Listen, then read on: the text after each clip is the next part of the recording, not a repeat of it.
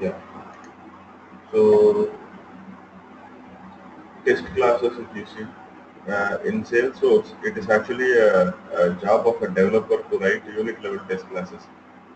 So it is actually, as the code is going to be in cloud, Salesforce has kept a check in such a way that all Apex code that is written, it needs to satisfy at least 75% code coverage. Code coverage in the sense like if you have written 10 lines and if there are two conditions, let's assume, you should write a unit level test class satisfying that class so that it covers all the 10 lines, at least 8 lines.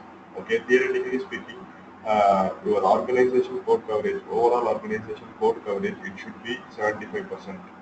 So it is always better in real time if you see managers and project leaders or project managers, they'll expect at least 85 to 90% in real time because as the organization will take the average code coverage. So it will take, if sometimes your overall organization code coverage might go less or low. For example, it might go to below some 75 or 70 or 65% because of as it is taking average.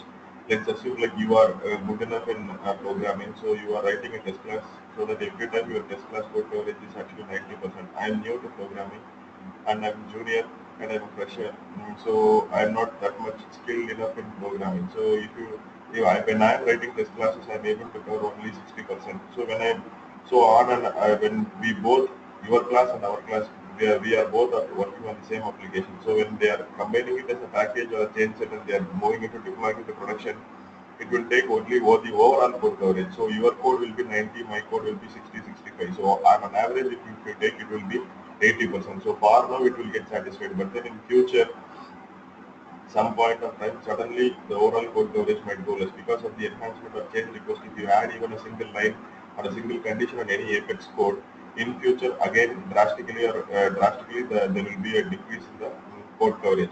Code coverage depends on this test classes. So what is the importance of test classes? You see, as already said, because of the security, as all the code which are written in Salesforce are being kept on the cloud, they have made it as a mandatory thing. If you want to move your code or your application to production, because all developmental activities will be done in sandbox, correct? So if you want to move your thing to production, then you have to write test classes. So what is a test class? For which classes you will have to write a test class? All Apex class triggers, whatever you are writing, for that and all you have to write test classes. For the configuration things and for the Visual Force pages and for the JavaScript things, there is no need of creating test class. But for the Apex class, server side programming language, Apex class and the trigger, Apex triggers, for these two, we will have to write a test class. So this test class, test class in the sense this refers to unit level test class. Fine. So for example, let's assume yesterday we wrote a trigger. You may remember on the employee leave object we wrote one trigger. For every time when I am going to insert a record on this particular object, I want a checkbox to be made true and I want one pick list to field to be made permanent. Do you remember? So for the, let's assume, how did we check after we wrote the trigger and how did we check that functionally? We went to the particular object, clicked on the tab, we tried creating one new record, and after creating we tried to click on save without my checkbox and the status fields were empty, correct? So after that we tried to click on save. So once we tried to click on save, what happened automatically because of the trigger, it before committing from the database, it triggered the action. So how did we check functionally? We came and check manually, right? So we will have to assume that scenario and we will have to bring in that inside our code.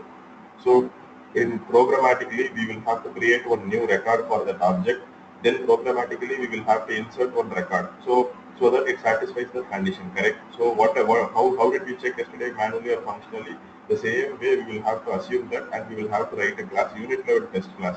So we are going to how to check manually or functionally, we create one record manually, right? So programmatically, so how to write a test class for that? If we see programmatically, we will have to write one try to insert one record programmatically so that it satisfies that condition.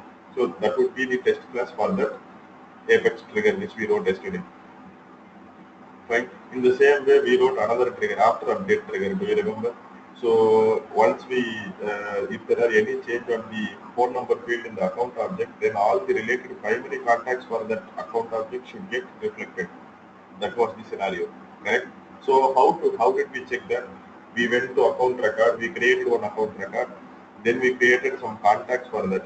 Already account and contacts were there. Let's assume nothing was there. So initially we will have to create one account record, then related contact record. In that contact record, those contacts should be primary contacts. After that, we tried to change the phone number field of the account object. Once we did that change, all the related primary contacts, phone number also got changed. Correct. So what we did manually or functionally yesterday for checking that scenario, the same thing we have to do it programmatically. So how to achieve that? So that would be the test class for that trigger. In the same way, for the Apex class which we wrote for the custom controller basic. You remember for Visual Force we wrote one custom Apex class, correct? So we initialized a list, declared the list, we queried the things, and then fetched on to the list, and that list was passed on to the page. Then we manually did some added few methods for edit, search, correct, for update, delete, for adding. So those and all methods and all we added custom logic were present inside that. So how did we check after that? We went and checked inside by creating a record, by searching for a record, correct? The same way we will have to do it programmatically, so that would be the test class for that particular Apex class. So having said this, if you ask, so it is actually obviously it is a role of a developer in Salesforce to write a test class. So once we got the approval, like if once the development is completed, we will pass the information to the business user to check. So once we have got their confirmation, they will ask to move it to production. So when they all that they will do in the background, all the this test class has to be written, but then this will not be sometimes known to the end user. So all that they will say is, okay, everything is done, complete, fine. So just move to production. That's all they will say. But then there are things like this which needs to be taken care of before moving to production. And once after writing this test class also, once you move this to production, Salesforce will validate your code, your configuration, everything in production actually. Along with your application will be validated, then your application will be validated along with other applications, because it is going to sit in production with all other applications and also with all other people's code over there. So then it will validate whether if whatever code which you are newly pushing into production, it should not impact or make any changes in another code or another application. So for that, it will do a full validation check of your entire org when you are moving to production. Everything will be seeing in a little explanatory way when we are seeing that the moving to production process, right? So when it is validating, it will few test classes will fail. So that's that's what people will say, like if you go and check, they directly people would have done something like you in production. I hope you are aware, right? Directly you cannot write Apex class in Salesforce. In production instance, directly you will not be able to write an Apex class. Your Apex class should be written only in Sandbox. Salesforce has given the option of making any changes for Apex class and Apex triggers only on the Sandbox. So let it be even a small change, even if that could be a one line, you cannot do it directly in production. You should do it in Sandbox, create one change set, then move it to production. In that way only it is allowable. So when it is validating in production, sometimes a few classes might fail. If you go and check, some people would have written directly the validation rules, the first level configuration and all are there, right? Validation rule, formula field, workflow, approval process. These things they can, Salesforce has given the option of doing it directly in production. But then it is not the ideal way. All people who are in the industry, who are in Salesforce, they will not recommend to do this actually, because sometimes it will not impact immediately, but then in future if someone is going to write a test class and deploy a big application, at that time when they are trying to validate completely your entire org, at that time this problem will come. So few things will, for few validation rules they would have not got validated, and then that will impact the already existing classes, or else it might conflict with any other condition which is already existing in the org. So because of all these problems, those those test classes will, or classes or test classes will get failed, and that would be nowhere related to you.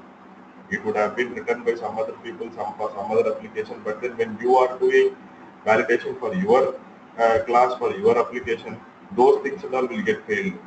Then it is again the headache of ours to again fix those also, because at that time you will only be there. Your application needs to move to production and you have to complete your task. For completing your task, the remaining people's failure is a hindrance for you. So it is the headache of again the developer at that moment to fix those things and then push his work to the production, then only he can leave for the day. This is the big challenge for any developer in Salesforce when he is moving his code from sandbox to production in real time. Fine. So let's come back to our topic today. So test classes, as I said already, for all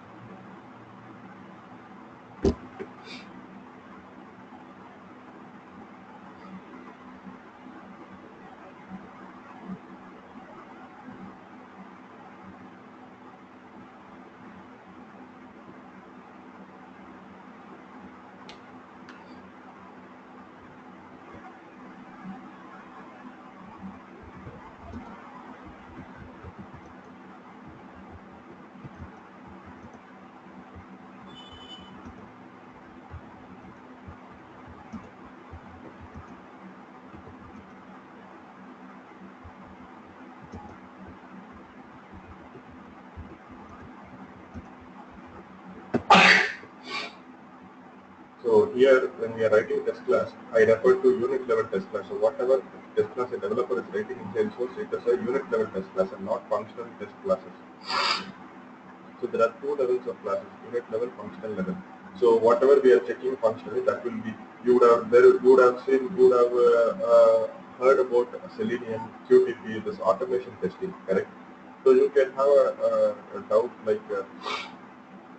As a developer himself is writing a test class here, then the job of a tester is gone. You might have a query like that. But then actually the people, what an automation tester is doing is that he is actually functional testing actually. So what manually the person would be checking, for that they would be writing script in such a way that everything will be happening automatically. So the code itself will check whatever that is being done. So whatever they are writing is actually functional test classes and functional for checking functional test cases. Here, what Salesforce expects is actually unit level test class. So even though this is actually different, that is actually different. Fine. So even though we are writing test classes, there would be a need in real time in agile environment. There would be a need for again tester to actually test this, and actually the based on the billability and the client's expectations, they might request another tester, one or two couple of testers to be present in the environment to check the functional things, and all they will be checking.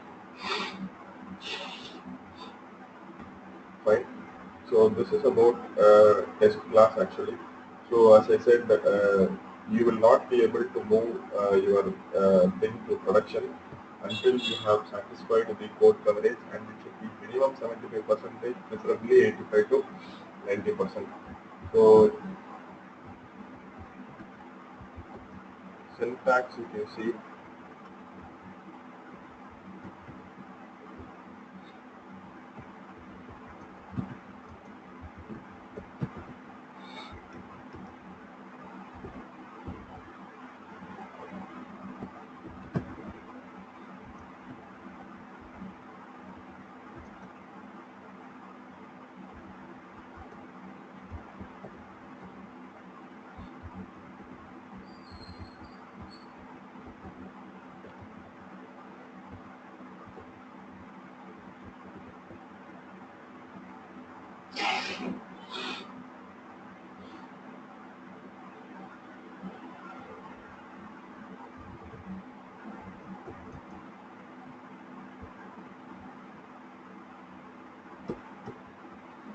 So this would be the syntax actually.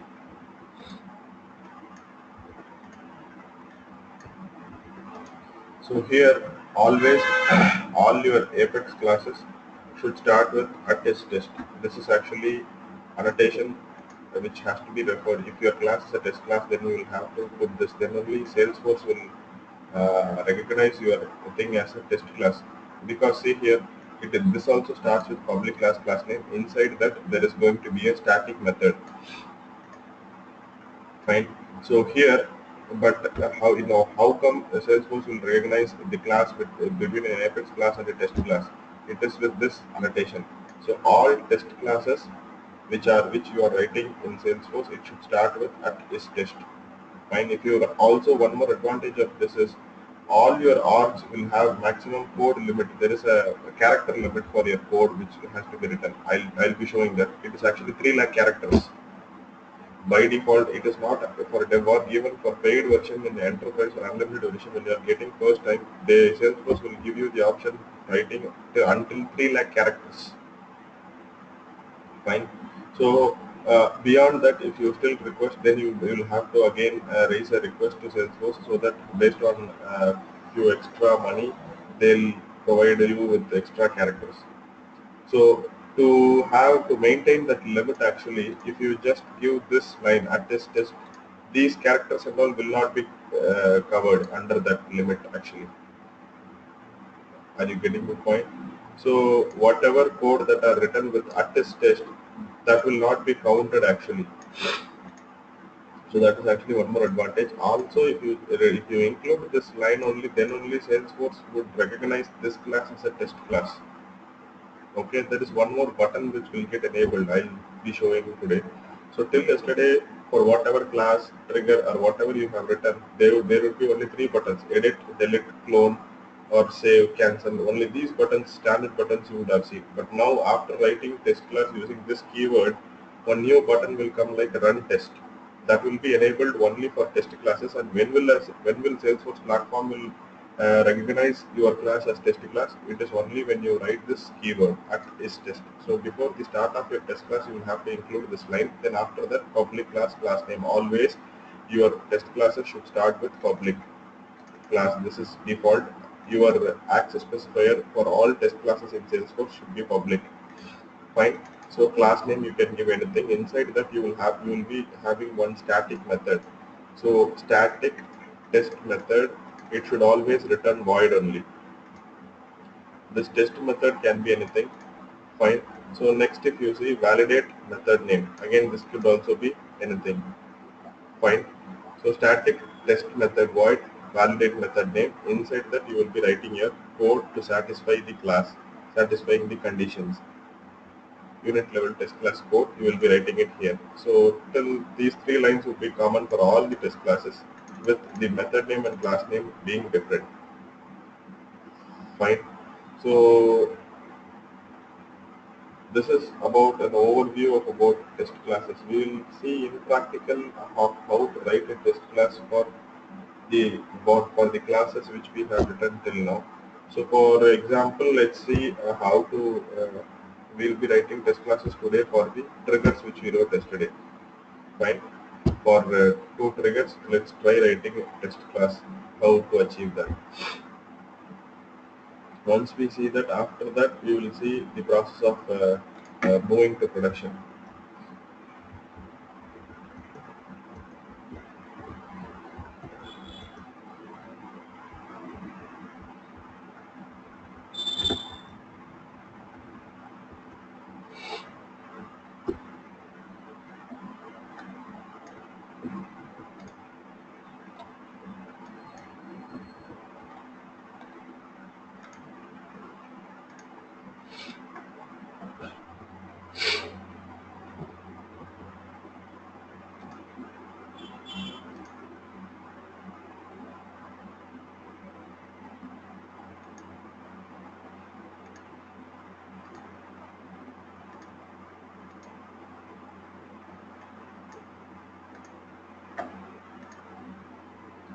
So see here, this was the trigger which we wrote yesterday, correct?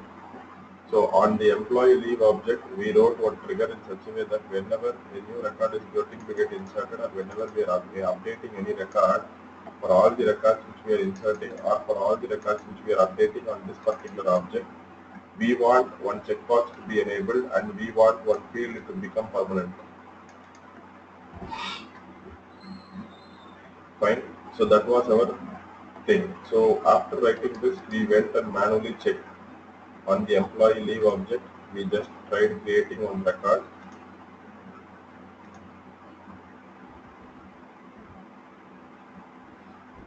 and we did not give anything for active and type was none. So when we try to save this particular record, automatically once saving, this thing get enabled. Correct. So this happens even when we are doing it like this also. So we did manually, right? So we have to programmatically achieve this. So how to do that? So for writing test class also the same way how we wrote our Apex class, the same way only. We will have to go to classes. So under build develop Apex classes we will have to go. So here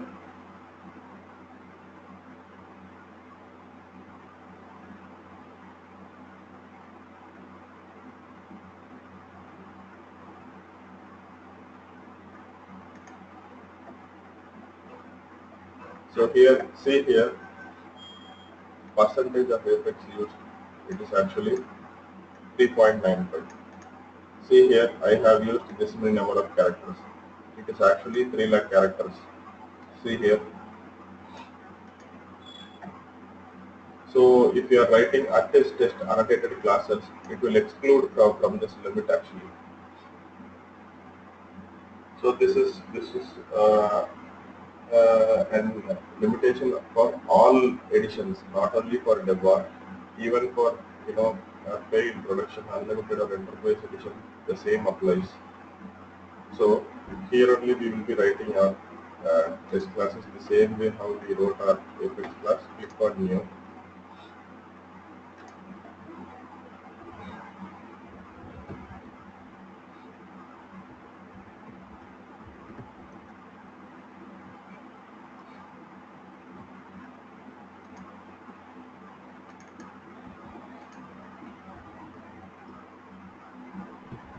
So this is not mandatory, like I am including the name of the test with the class name itself, I mean the trigger name itself, but you can give anything, but the best recommended way so that when in future when you are referring, you will come to know this is the test class for that class actually.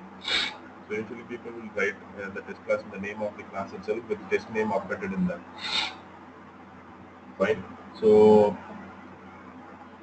after this,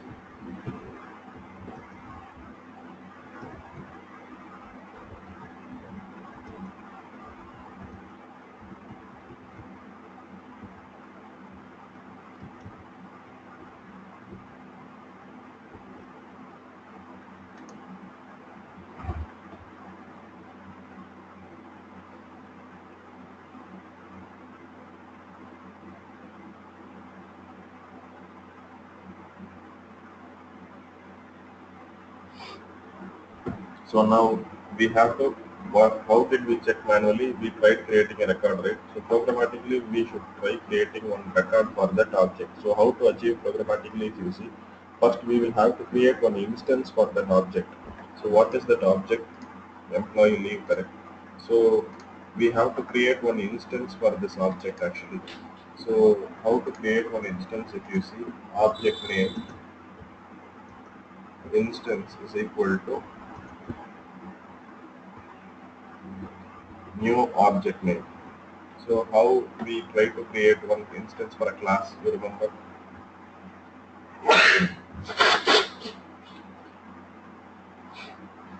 Class name, and we will try to create one instance for that class is equal to new class name. The same way we will be creating one instance for our S object also. S object name instance is equal to new S object name. Right? Now after this, with this instance, we will be accessing the fields. So what are all the fields which the trigger made an impact actually? So these are all the fields, correct? So now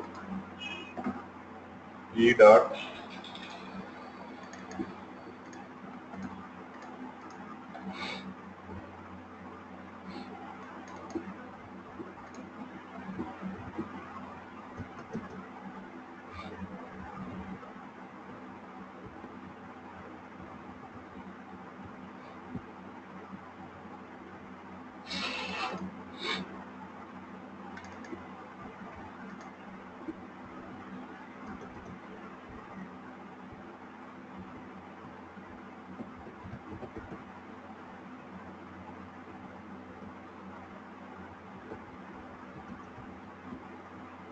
fine. Finally, we will have to insert that instance actually. Then only the record gets inserted, correct? So once we try to create one record, so instance with the instance we are creating. After that, we'll have to create the name also, correct? So these two are actually not required also. So if we just give e dot name is equal to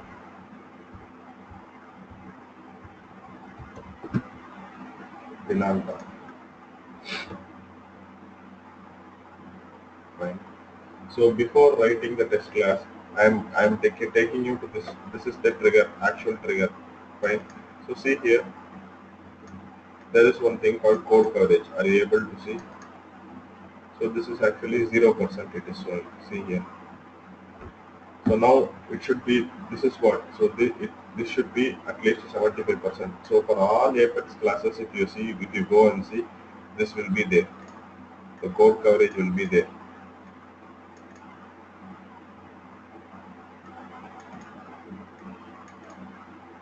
Right? So this should be 75%. For that, for making that, only we are trying to write the test class. So what we did manually, we went to that object, we tried to create a record by giving the details. Only we gave this detail because this is the mandatory field, correct? So programmatically, we have achieved that using, we try to create one instance, then we try to access the field with that instance, then we are inserting that instance. This is how programmatically you will try to create one record. So now after this, I am trying to click on save. Let's see what happens.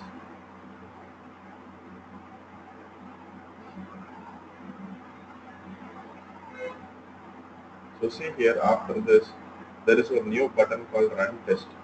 I am again showing you that class. This is the normal trigger or normal Apex class. See here, you have edit, delete, download, show dependencies, only 4.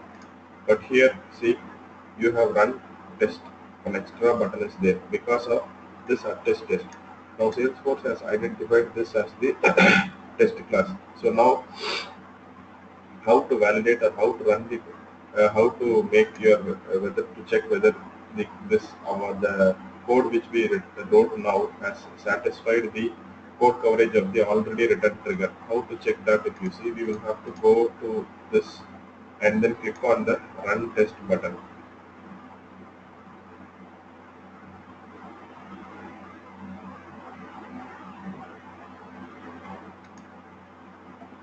Fine. See here, test methods pass, it has come. Fine. Now go to developer console. Click on here itself, you will be able to find one button called Developer Console. Click on that, it will take you to this page. Now after this, come down, see here, overall code coverage will be there. What is the class name? Dill EMP, Dill EMP trig, correct. So here come down, search for Dill EMP trig.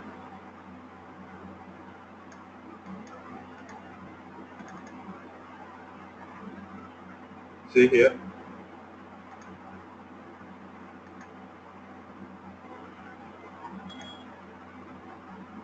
see here, now it is showing 100%. In the down here, overall code coverage, 4 or 4 lines covered 100%. Here it is showing uh, if we have satisfied, it is showing in blue, correct. So if it is showing in blue color, that means like we have covered the lines, we have covered those lines. So we have covered all the lines for this code. So it is showing 100 percentage. Now let's come and check. In the earlier it was showing, see here, 0%, right. Now if you refresh the page and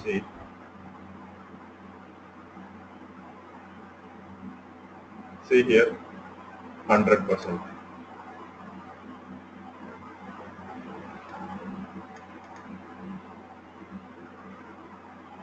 Fine.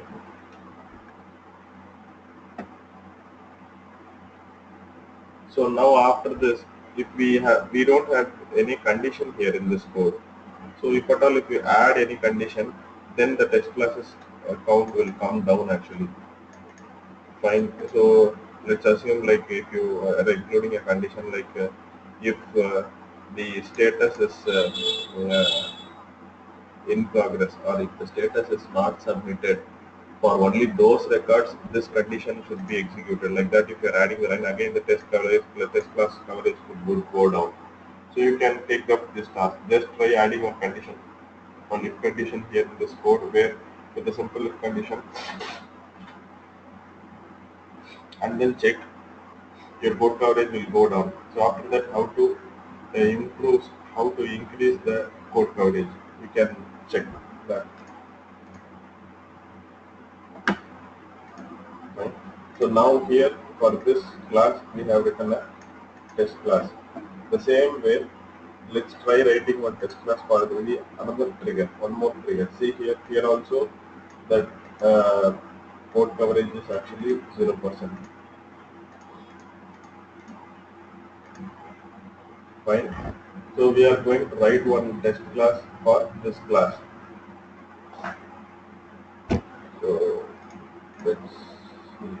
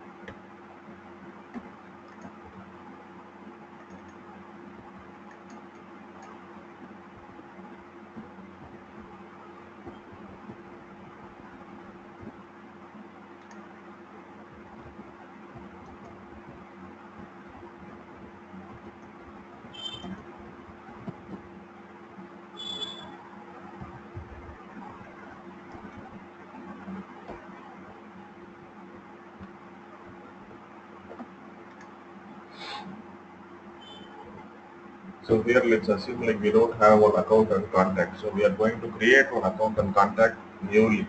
Right?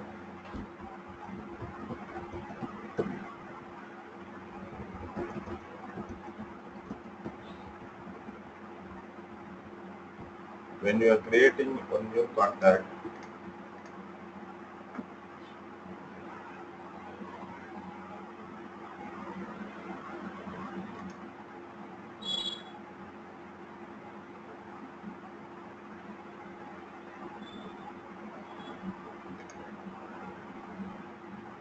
The account name is the mandatory field. So we are going to fill only the mandatory fields.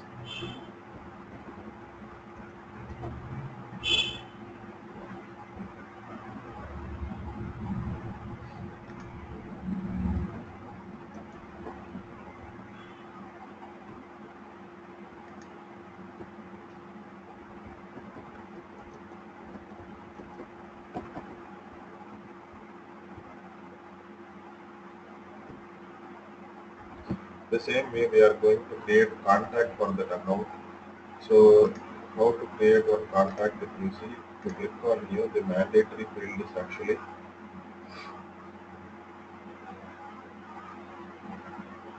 last name, correct? So C dot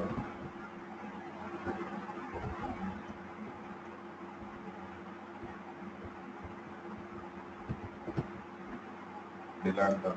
But here we are going to change the phone number, correct? So A dot phone is equal to, we are going to give some number. So C dot phone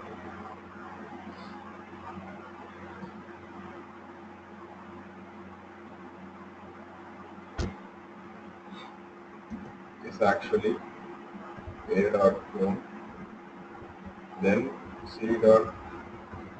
So we are going to create one account for, we are going to create one contact for that particular account, correct? So fine. So we are going to create one contact for that particular account.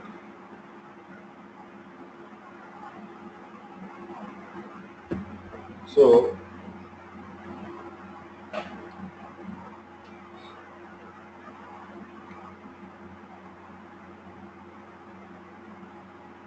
what should we see if you identify? So we have to include this line, C dot account ID equal to A dot ID. Account ID, it is equal to, in a contact account ID field will be there. Yesterday I showed, right? Using workbench, if you go to contact object, there was one field called account ID. So using that field, we were able to generate or identify the accounts in that particular object. So using this line, we are going to map, like we are going, this contact is related to that particular account.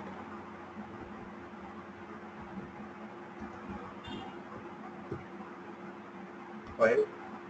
So finally, what we did, so now we have one account created, we have created one related contact also for the account. After this, what we should do, we tried to change the account phone number field, correct? So now what we are going to do is, we are going to change that account, already created account phone number field, we are going to change. So A dot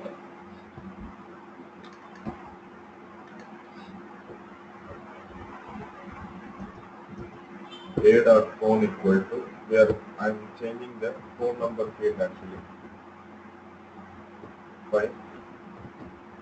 Update. Okay.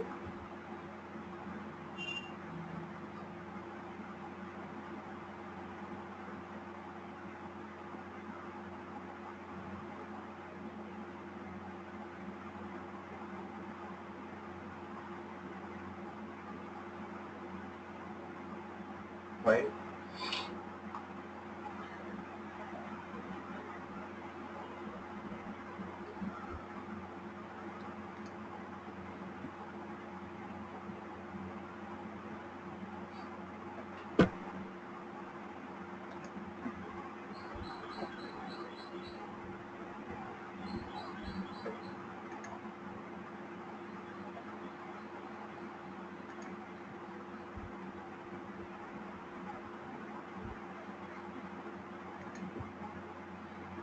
So phone number is actually a text field.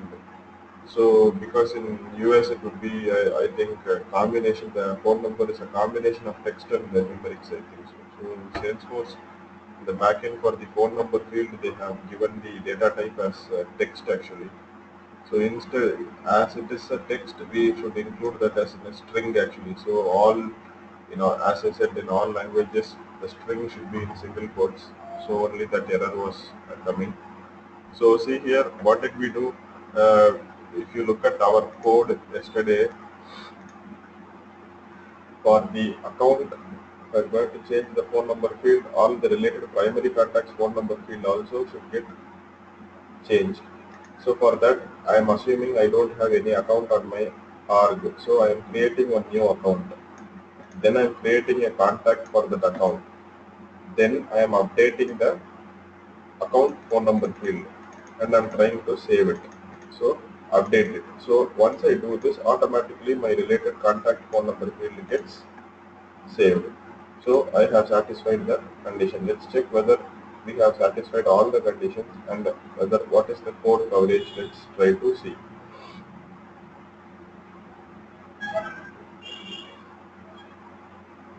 So let's click on run test. So your test classes will be running actually. So let's check whether it is getting passed or not. So now it is passed. Now come to developer console. So what is the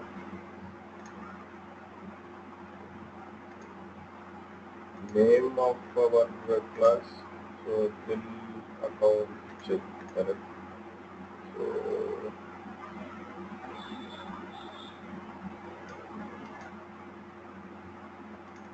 see here, it's actually 77%.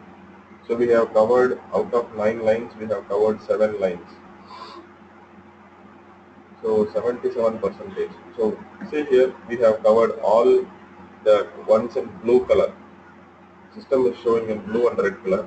The ones which the system is showing in blue color and all, we have covered it. The one which is it is showing in red, we are yet to cover. We have failed to cover. So the unit level test class which we wrote, it is not covering these 2 lines. So what are these lines if you see?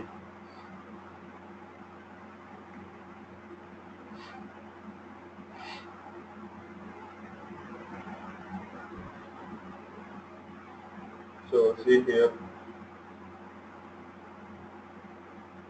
if we have given the condition like if it is a primary field, if it is a primary contact, then only we should perform this action. But then we have, whether we have in our test class, see here, whether we have failed, whether we have specified anywhere like the contact to be a primary contact, no, right?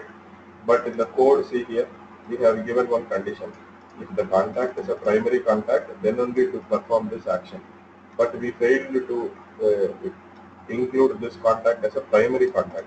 So this test class is not satisfying that condition. So only it is failing here. Fine. So the percentage is now 77. So now how to increase this? If you see, we have in our we have to come to our test class and we have to make this contact as a primary contact. So how to make it as a primary? C dot.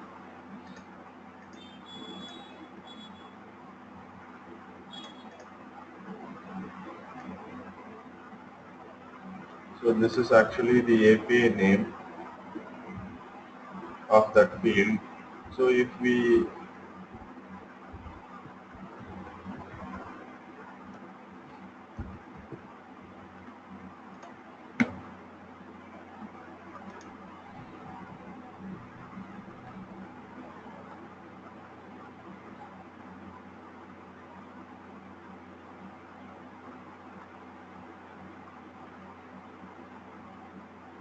find, so now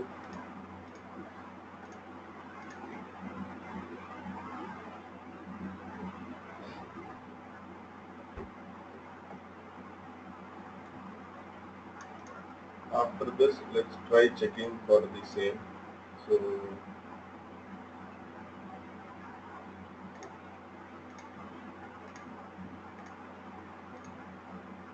again, let's try running the test.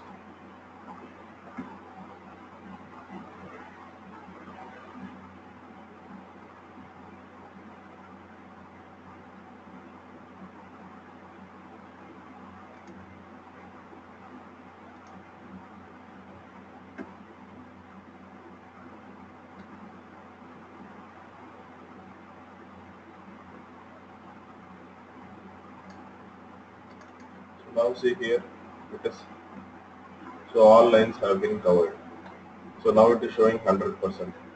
So now if you come and check here, if you refresh the page and see here 100%.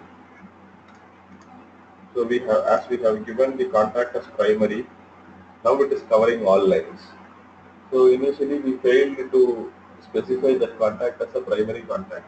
That was the reason the lines were getting failed. So this is how in real time uh, the test classes will be written for the classes. So everywhere first we will try to fill certain conditions and then we will check. So where and all it is getting failed, so those areas we will try to see, and then after that we will fill in those.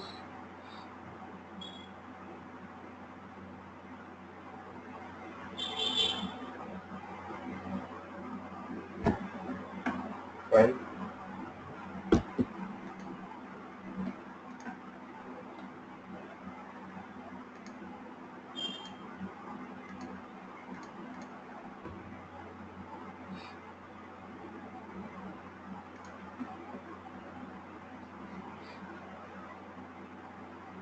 So this is about test classes and the significance of a test class in Salesforce. So next if you see moving to production process actually.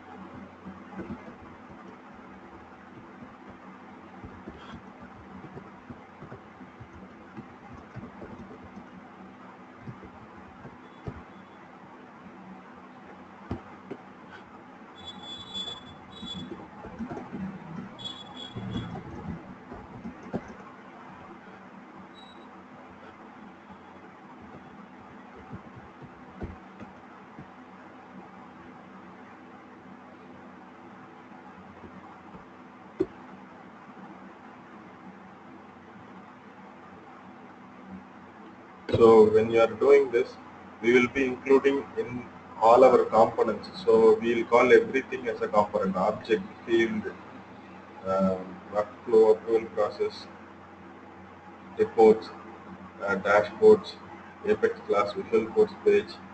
Everything, each and everything is actually a component. Fine. We will be adding each and every component in the chain set. We will be creating one chain set. So what is a chain set if you see?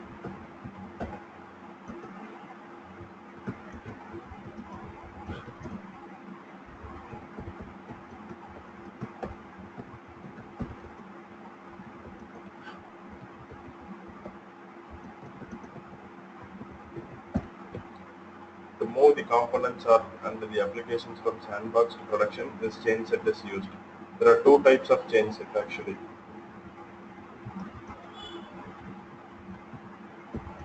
outbound and inbound chain set.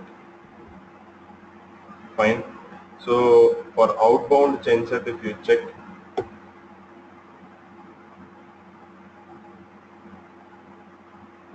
so in the sandbox, let's assume we have done all our developmental activities in the sandbox. So we will go click in setup, click setup. On the left side search, type in for chain set. You will be able to find two chain set: outbound chain set, inbound chain set on your sandbox.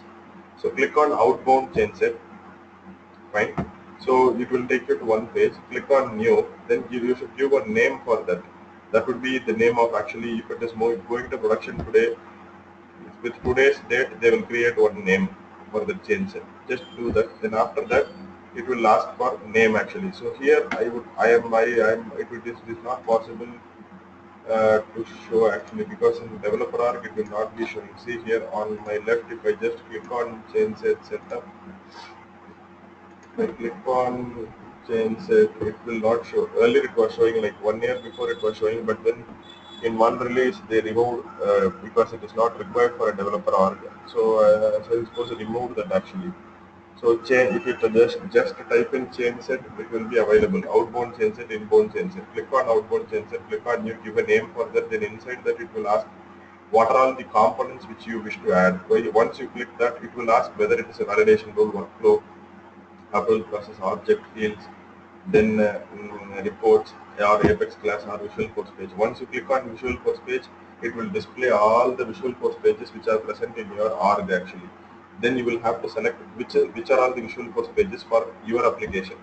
Once you select that, it will be added on the chain set, outbound chain set. So in Sandbox, you will be creating the outbound chain set. Fine.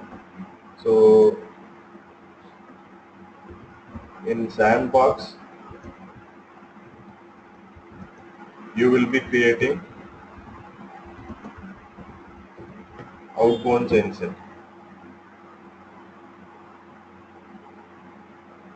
Fine. Next, you will click on save, and then finally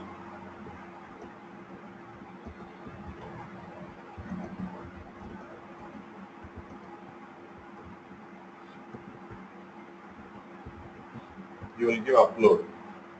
So it will ask whether do you want to upload to test or production. So if you give upload to production or test, whatever instance you wish to do, then it will automatically upload to that either test or production it will do. So once it is done, after that if you will have to check actually. So after few minutes if you go and check. So where to go and check? Let's assume that we are moving from sandbox to production.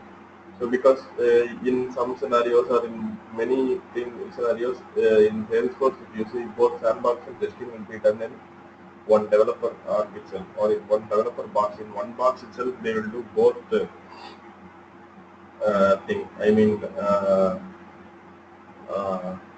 the development and testing both will be done in one box itself, and directly they will move from sandbox to production. So if we assume like we are moving from sandbox to production, then in sandbox we have created this, right? So now after a few minutes, if we should go to production actually. In production, we should search for inbound genset.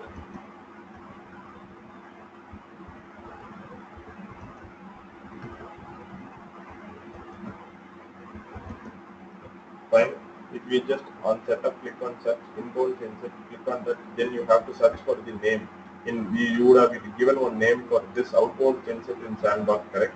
So in the same name, if you search one inbound, it will be there. Inbound genset will be there. Just click on that. Fine. Then you will have to click on validate. So all your things will get validated. So your code along with that all other code will be validated. So once validation is done, it will throw some errors. So you'll have to look into that. If at all if there are any errors, you will have to check for that and fix those errors. It will be like some few validations would have failed. Like it failed now, right? In our test class, one condition was not satisfied, so it was failing. Correct. The same way for some few classes, the conditions would be getting failed. So what are those conditions in what are the classes? Then we have to go then fix that. Then again we'll have to validate it. So once you validate, once everything is done, finally there will be one option called deploy, one button called deploy. Just if you click on that, your everything, your all your code will get deployed actually.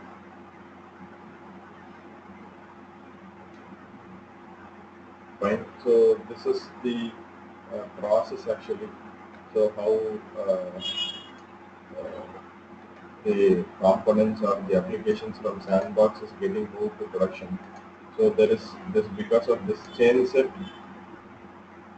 Salesforce itself has given this option.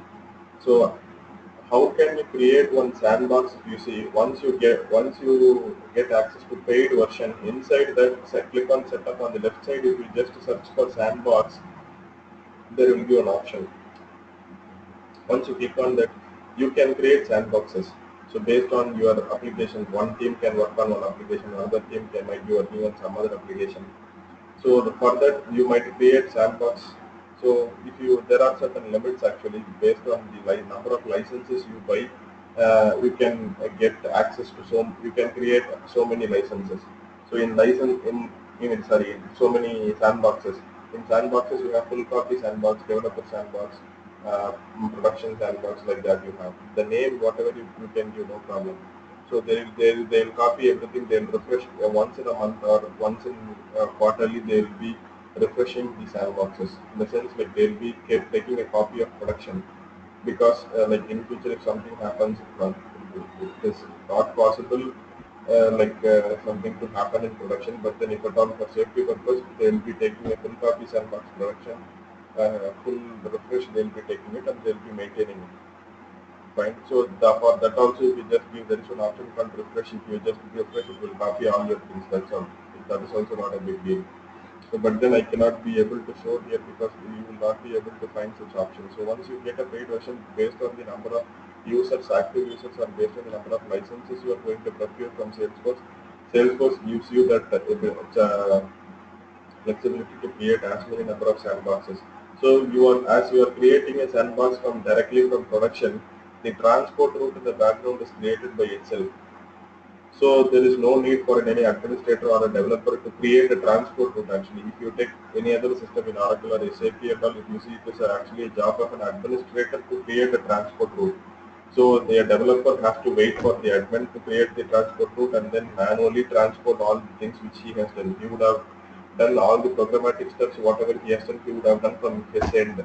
After that, that will be passed on to an administrator, a person who will be sitting, who will be manually creating a transport route and transporting from this end, from this end to that end actually.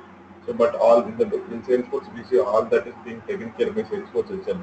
So, as you are creating a sandbox from production, so the route and all will be created in the back end by itself. So now after that, if you just create this outbound sensor, add all the components of your application, go to production directly, searching for the same name for the inbound sensor, they're searching for the same name, validate, finally deploy. So it is as simple as this. Fine. So, but then when you are in real time, when you are validating, validation errors will grow. So, fixing those would be actually challenge, because if it is going to be your component, your code, your application, fine, at least you will have some idea. So, but then if it is going to ask that it will validate fully some other person's code for security reasons, the Salesforce validates all code and all applications. So now in the recent release, they have brought one feature called the quick validate.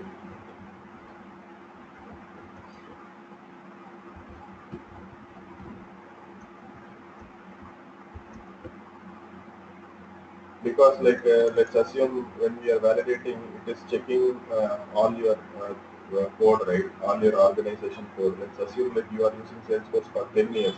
You have so many applications. There will be so many lines of code. There will be so many configurations. So every time for validating itself, it is taking some 3-4 hours. So after 3-4 hours, it is showing some 25 errors. So you are fixing that, and then again if you give a validate, again it will take 3-4 hours. So every time, so there is no assurance when you are doing the next time, you will not get any error. You might get 1 or 2 errors. For that fixing again 4 hours in essence. So people will get frustrated. Also time will get wasted. So for that they have given now the new option of if your validation, if your complete validation has been done recently, then you can quick validate it. Quick validate in the sense, let's assume 10 things are getting failed, fine. So you are fixing those 10 things. So the next validation, you can just add the class name, whatever it has been failed, those names alone, we can validate it, and then we can move on. So like that they have given option. So this quick validate is one more boon for a developer. Like if in case there is a test class, one single test class, I told right, like enhancement, change request and all will come in future. If you are going to add one new line in your code, your code coverage will go down, because if you are going to add one condition in the test class also, you have to include that condition satisfying that condition. So directly if you are writing one new class, that is an enhancement. So I am writing one new line on my code, Apex class, then my code coverage will go down because I have not covered that in my test class. So after this, I will have to go to the test class, include that line and cover that scenario, so that my test class is getting fulfilled and the code coverage is done. After this, I want to deploy only this class to production. So for that, I can use quick validate. Using that, it will ask for which particular Apex class or for which particular test class you want to validate. So just give that name and then it will just click on quick validate. So instead of taking 4 hours, 5 hours for complete validation, the system will check only for the class for which you wish to validate. So quick validate and then finally deploy. So every time it will not take 5 hours, 4 hours, provided you have done your complete validation of your org in the recent times. Means like in the nearly like anywhere between 3 to 6 months, if you have done your complete validation, if that's going to be the case, then you can, this is possible. Quick validators will work. Fine.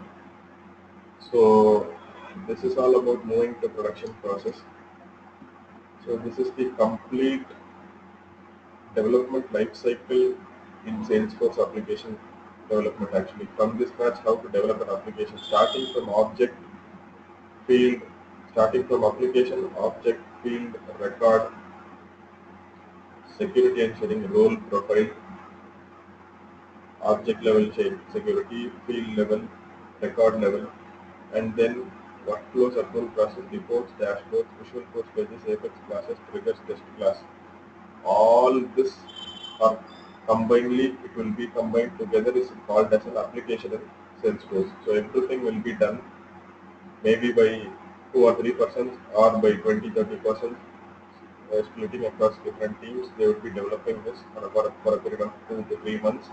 Then finally they will be performing this process to move everything from sandbox to production, so that the complete application development lifecycle will get completed in Salesforce. So this is how an application will be developed from scratch in the Post.com platform in Salesforce.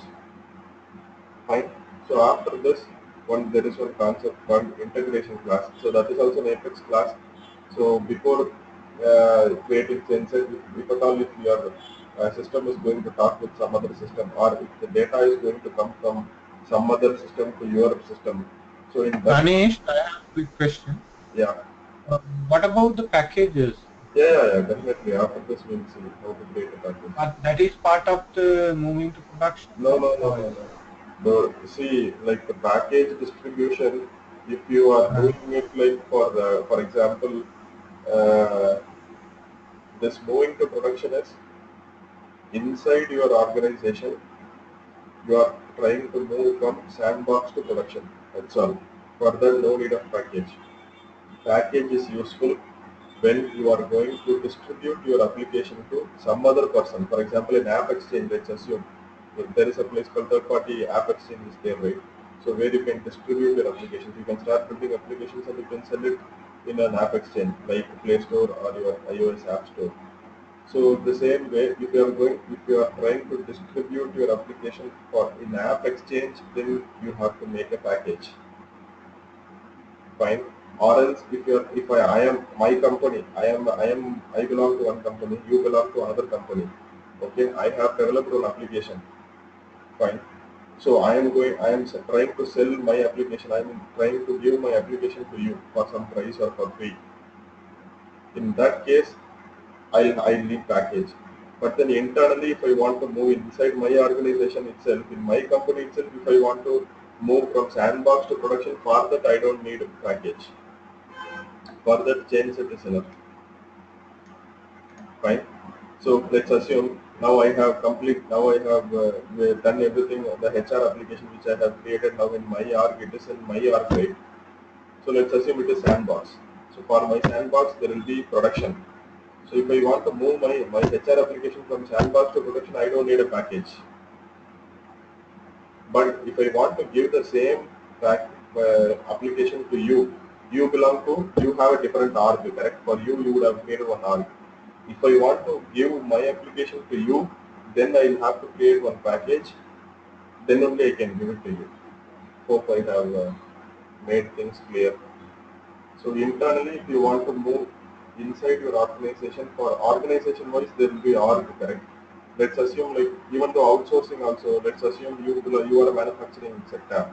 You have outsourced your Salesforce development activities to one IT company, IT consulting company. Let's assume IBM. So then in that case also, for your company, there will be separate org, correct? You will be purchasing separately from Salesforce and that will be given to IBM. till the application development time, they will be taking care of everything. So again, your company org will be separate. It is not IBM org. It is actually your org. You are going to purchase from Salesforce and you will give it to IBM for application development temporarily. So they will be doing all application activities, and for that they will be creating one sandboxes inside internally. So all application development will be done, and finally they will be moved inside your org itself. It will be moved from sandbox to production. So the sandbox is actually, it is an isolated environment from inside your org. It is not completely different from your org actually. It is internally present inside actually. So with using virtualization concept, it would have kept internally inside one server, one data center itself, everything would have been kept. Fine. So if it is going to be inside your organization itself, you don't require a package. But if you are going to distribute your, if you wish to sell your application in App Exchange, then you would require a package. And as I said, in packages, there are two types of package: managed package, unmanaged package. Managed package, the Apex code will not be visible. The business logic, which whatever that has been written in managed package will not be visible. In unmanaged package, everything will be visible for reviewing purpose, for code review purpose. If you are doing hackathon, or if you are doing any code stuff for which the review will be done, there and on unmanaged package. Using GangBoard, it is possible to create only unmanaged package and not managed packages.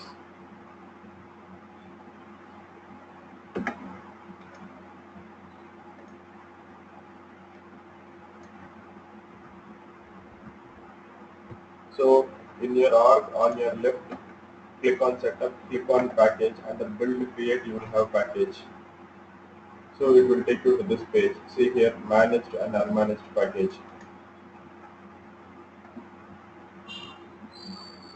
So earlier and all in DevOps, it is not possible to create managed package, but in the recent release, they have provided one option to create one managed package alone. Earlier, you can create only unmanaged packages, but then now in the recent release, they have provided this, so you can create one managed package and sell it online. Fine. So here, see here, already I have created few packages. So now let's try to create one package for one application. So what is the thing? Already there is one thing called HR. This is actually different. This HR is different package. So actually, when you are trying to create a package, you should include all the uh, if you have written any class, you should write test class. Fine, for all classes, test classes should be written simultaneously and respectively. Then only you can create a package. So now for which application, let's try for HR itself. Click on new package name.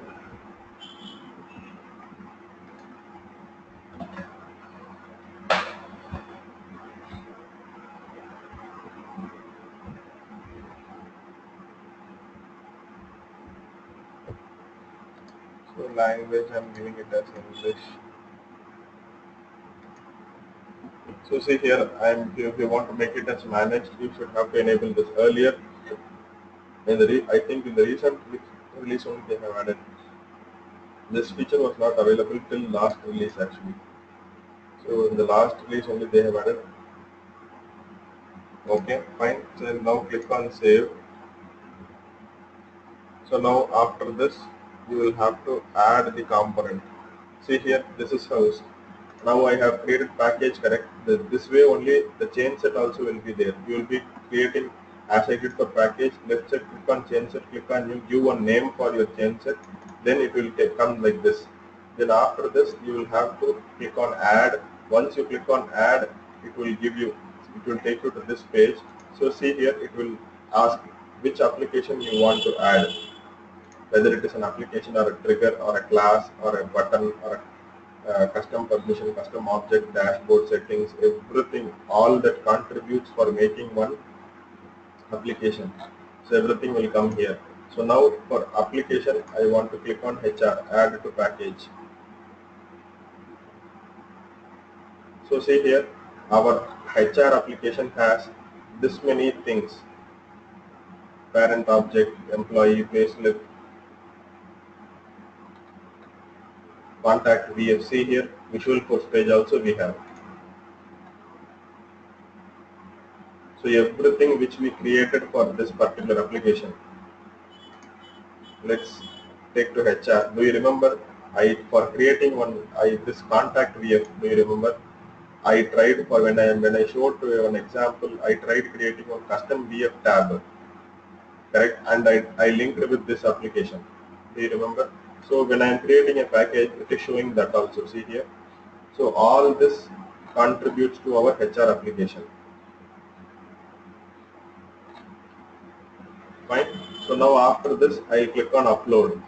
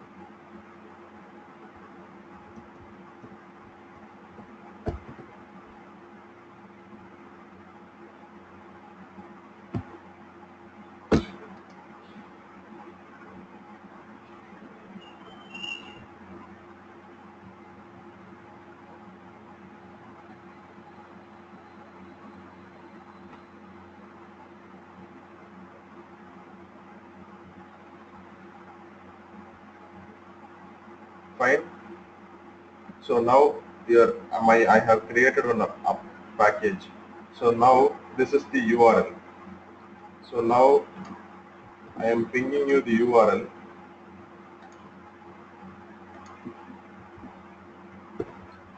Fine. I have pinged my URL. Just type in this link in your org. Try logging into your Salesforce org, and in another tab just click on this, include this line, and you try installing it. So how have you tried installing anything from App Exchange? Install. The same way you can install this thing also. So whatever that has been there, all these objects, fields, tabs, pages, everything, it will be available on this application. After you do this, this application will be available in your object. Just you can check. See here, if you want the same way, if you want to publish on the App Exchange, you will have to publish a login. There will be security constraints and all will be there. You will have to satisfy everything. You will have to, there should be proper release notes, test classes, everything should be there. Then you can do everything. The same way you can do it in the App Exchange. Now with this link, everyone can, anybody can actually, if I give this link to anybody, they can install it as they do it for any application from App Exchange. They can do for this application also. Fine.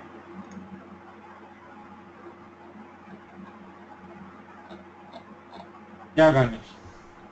Okay. So this is how you will create. The same way only, similar way only, change set also will be there. So change set also similar way. Instead of package, the name would be change set, and you will be adding all the components, whether it is an application, object, field, page, class, everything you will be adding. And finally, you will click on save. Then you will go to production and search for the same name. It will be available definitely after a few minutes of upload. Then just click on validate and then deploy. That's all. So